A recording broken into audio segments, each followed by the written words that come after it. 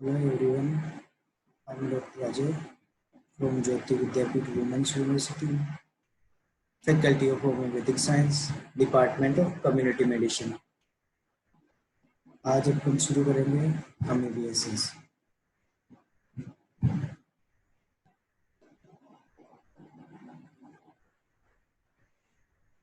Amoebiasis का positive organism होता है एंटमीबा स्टोलाइटिका। इसके clinical field manifestations may or may not be present.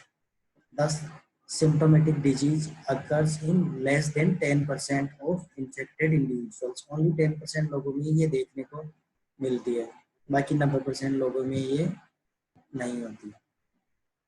Only a small percentage of those having intestinal infection will develop invasive amoebiasis. The intestinal disease varies from mild abdominal discomfort and diarrhea to severe acute dysentery. जो intestinal disease है वो very करती है बहुत। कुछ लोगों के अंदर तो ये माइल्ड एब्डोमिनल डिस्कम्फर्ट होता है और कुछ लोगों में ये abdominal discomfort and severe acute dysentery भी हो सकती है। Extraintestinal amoebiasis includes involvement of liver, lungs, brain, spleen and skin disease.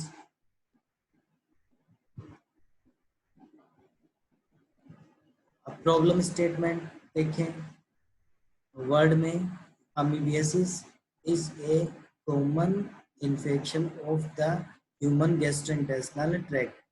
Only human gastrointestinal tract में ही amoebiasis infection common है. It is a major health problem in the whole of China, Southeast and West Asia and America, especially Mexico. इन देशों में ही बहुत ही ज़्यादा देखा गया है। World wide की बात करें तो globally it is estimated that 500 million people carry करते हैं एंटमीबा स्टोलाइटिका को in their intestinal tract, and a small percentage of people will develop invasive amoebiasis. Prevalence rates vary from a low as 2% to 60% or more in areas of poor sanitation.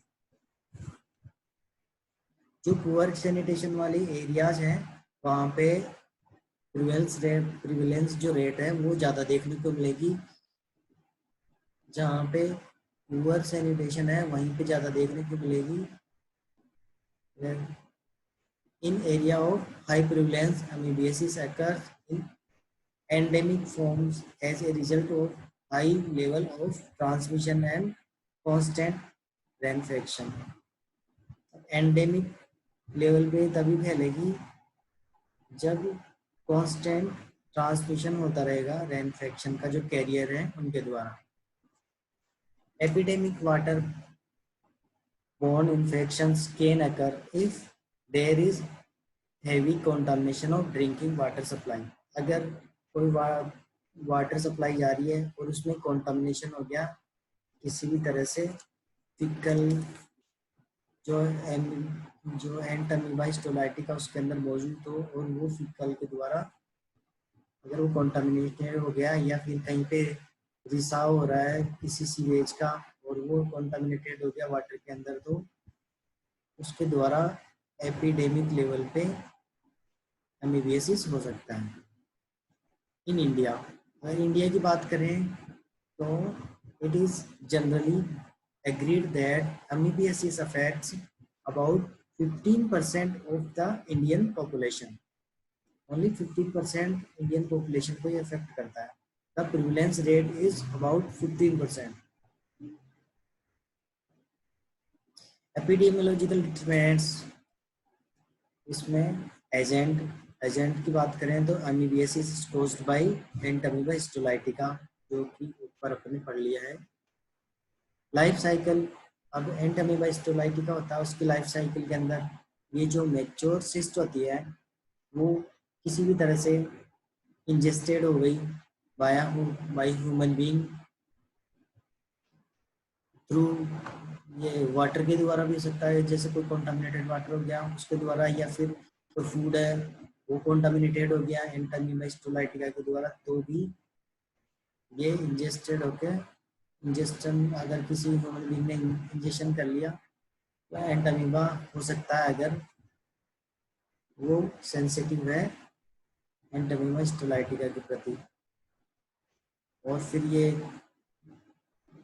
Faeces के through वापस Entamoeba स्टोलाइटिका cyst के रूप में वापस बाहर आ जाता है। अपन ने पढ़ा था एक carrier 1.5 crore cyst per day excrete करता है। तो फीसेज के बाद में फिर ये सिस्ट मल्टीप्लिकेशन होगा इस सिस्ट का प्रोफोजोट फॉर्म में। प्रोफोजोट के बाद में ये मल्टीप्लिकेशन होते हैं, एक्सिस्टन बनाएगी, एक्सिस्ट बनाने के बाद में एक्सिस्ट मतलब सिस्ट बाहर आ जाएगी। उसके बाद में ये मैच्योर सिस्ट वापस किसी न किसी रूप में कॉन्टामिनेशन होके ये किसी फूड को या फिर वाटर को, फ्लाइज के थ्रू भी ये कॉन्टामिनेट कर सकती है फूड को, वाटर को, तो ये वापस इंजेक्शन कर ली जाएगी किसी ह्यूमन बीइंग के द्वारा। ऐसे ही ये साइकिल चलती रहेगी। Reservoir of infection. Man is the only reservoir of infection.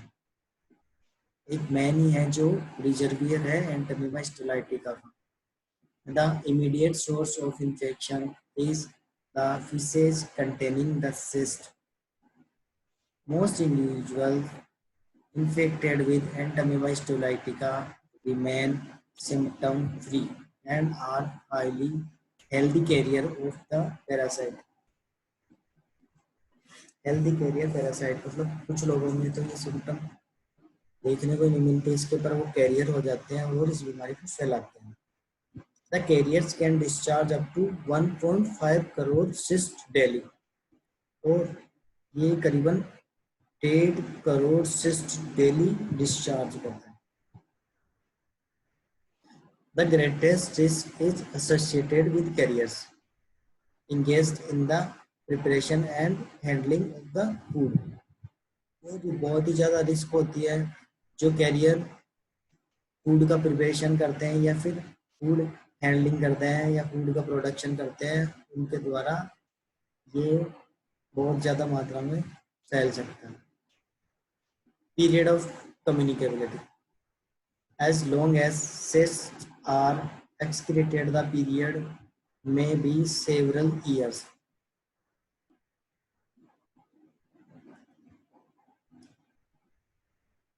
if cases are unrecognized and untreated। Cyst है वो एक्सक्रिएट लंबे समय तक होती रहेगी या कुछ साल तक भी रह सकती है जब केसेज को अनरिकॉग्नाइज होंगे या फिर अनट्रीटेड होंगे। तो होस्ट फैक्टर्स, अमीबियासिस में अकर्स एट एनी एज, ये कोई सी भी एज में सकता है। There is no sex or racial difference in the appearance of the disease। Amoebiasis is frequently a household infection when an individual in a family is infected।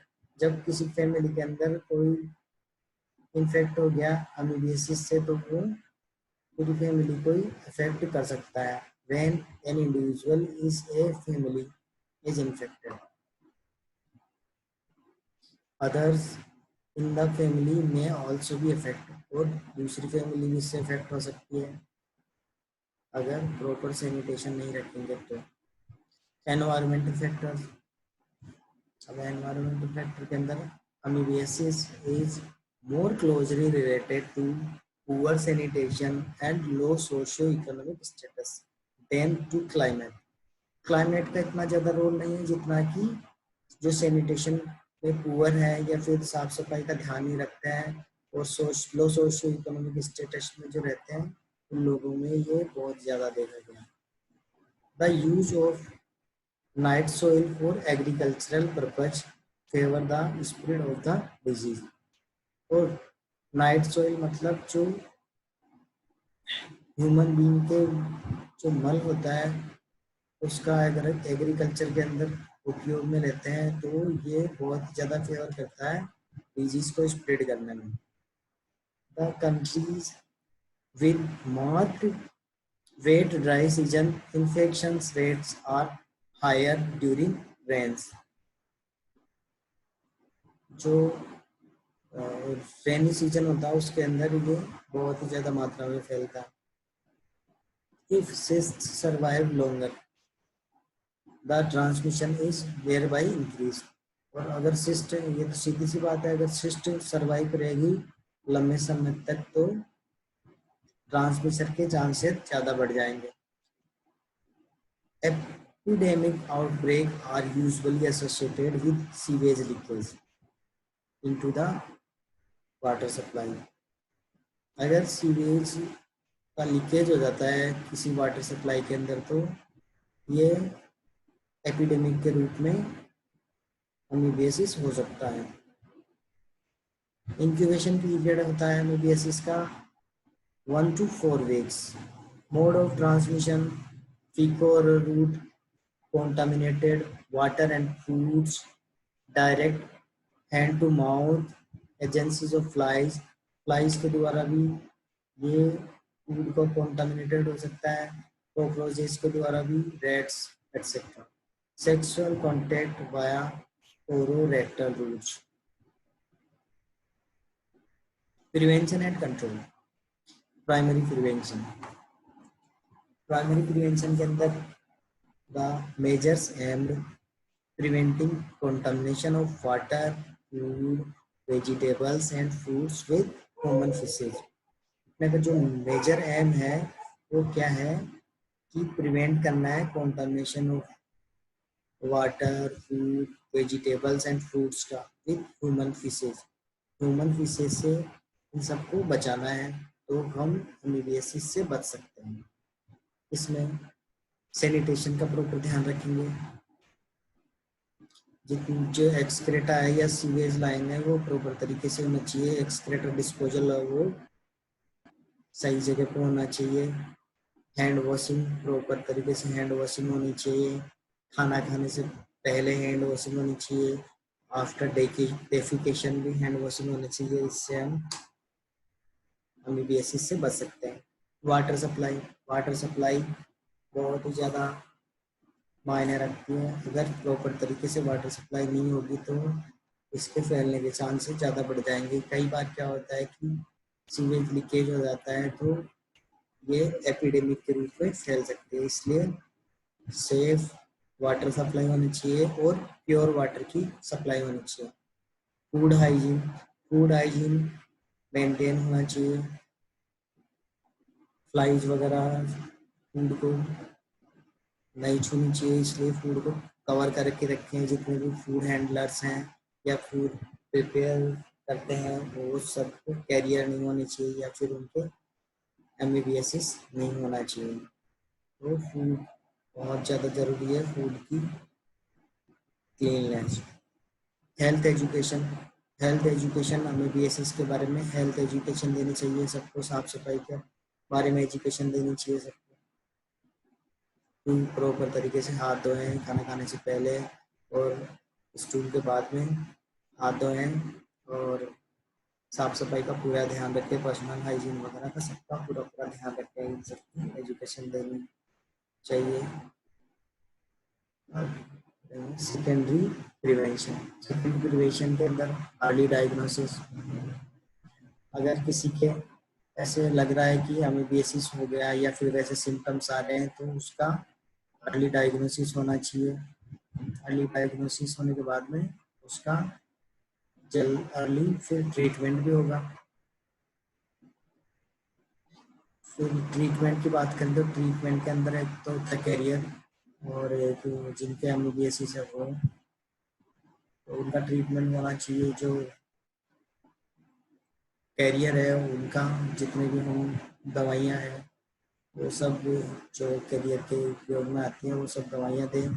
और जो जिनके already amoebiasis हैं उनको भी ट्रीटमेंट दें और टाइम टू टाइम वो treatment लेके किसी बीमारी से मुक्त हो जाए। होम्योपैथिक मैनेजमेंट में भी बहुत सारी दवाइयाँ, होम्योपैथिक की दवाइयाँ, जैसे होम्योपैथिस के अंदर होम्योपैथिक डिसेंट्री है तो बहुत सारी दवाइयाँ मिलती है अपने को, जैसे आर्सेनिक हुई, क्लोरोफाइलम हुई, नक्सोनी को भी दे सकते हैं, मेडोराइनम, और भी बहुत सारी मेडिसिन है जो अपन होम्योपैथिस के रूप में सिम्टम के अनुसार यूज में ले सकते हैं और अनुभव को ठीक कर सकते हैं। तो आपने आज होम्योपैथिस पढ़ा, आज के लिए बस इतना ही। Thank you.